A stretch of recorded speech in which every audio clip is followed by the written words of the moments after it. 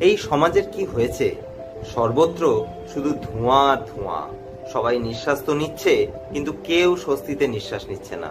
আপনি তো অবশ্যই জানেন যে আপনার পথে সমৃদ্ধির হ্রাস, আর্থিক সুখে নতুন স্বপ্নের শ্বাস।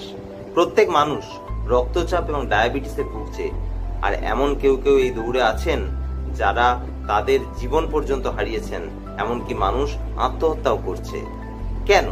কারণ সমস্ত টাকা এক জায়গায়, সমস্ত বিনিয়োগ এক জায়গায়, এবং বিনিয়োগের কারণ হচ্ছে লোভ। কেউ বলল এই শেয়ারটি কিনে নাও, কেউ বলল এই ক্রিপ্টোতে কোটি কোটি টাকা আছে, আর লোকেরা এটা শুনে নিচ্ছে।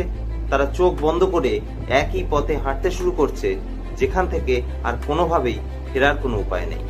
বলা হয় লোভ হলো বড় বালাই। এই জিনিসটা এখন প্রতিটি ঘরেই একটি রোগে পরিণত হয়েছে। যে মানুষ ঘুমের মধ্যেও টাকার কথা ভাবে, সে কখনোই শান্তিতে ঘুমোতে পারে না। আর আজও একই ঘটনা ঘটছে, শান্তি হারিয়ে গেছে আর ঝুঁকি বাড়ছে।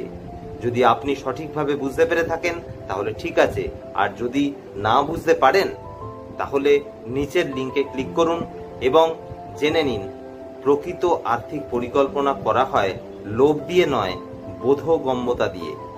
আজই পুরো গল্পটি দেখুন, যাতে আগামীকাল আপনাকে পস্তাতে না হয়। ভিডিওটি সংরক্ষণ এবং শেয়ার করতে ভুলবেন না।